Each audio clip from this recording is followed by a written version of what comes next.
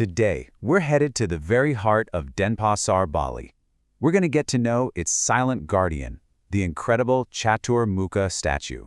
Now, this isn't just some landmark you snap a picture of. It's a story, a deep one, carved right into stone, and we're about to explore it together.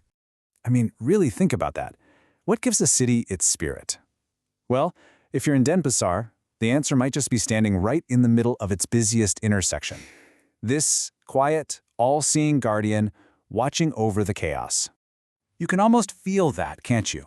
That hum of traffic, the constant motion of people, and right in the middle, this incredible sense of calm coming from one central point. So let's zoom in and figure out what makes this statue so important. Okay, first things first, location, location, location. And believe me, this is no accident. Where this statue stands is the first big clue to its whole meaning. It's at a major crossroads for a really specific, really powerful reason. So get this, in Balinese culture, crossroads are seen as these supercharged places, spots where different energies literally collide. The statue's job? To be the calm center in that storm. It's a spiritual anchor, balancing the city's constant forward motion, the modern rush, with the deep, grounding wisdom of tradition. It's basically saying, hey, progress and spirit have to walk hand in hand. All right, so we know where it is. Now let's look at what it is.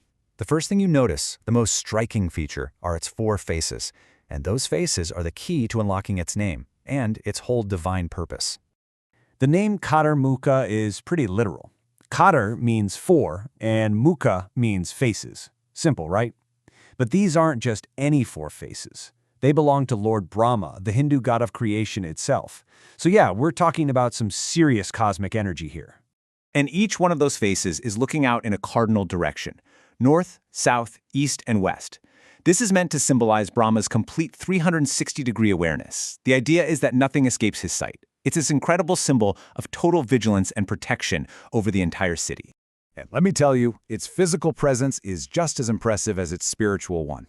It stands a towering 9 meters tall, carved out of solid stone with the most amazing details. I mean, from the serene look on those faces to that intricate crown, the whole thing just radiates divine wisdom and a really powerful sense of stability.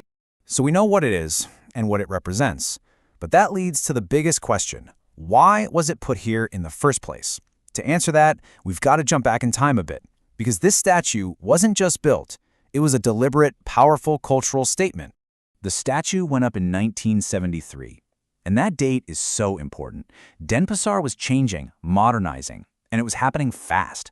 So the legendary Balinese artist I Gusti Nyoman Lempad was given a mission: create more than just art. He had to create a spiritual anchor for a city right in the middle of a huge transformation. You see, this was never just another piece of public art. It was a conscious decision.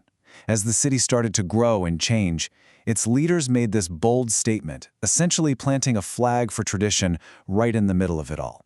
It was a promise that Balinese identity would never, ever get lost in the shuffle. And that promise is still very much alive today. This statue isn't some dusty relic that people ignore. No way! It's a living, breathing part of daily life and philosophy in Bali. To really get the statue's deeper role, you need to know about a core philosophy called Tri Hita Karana.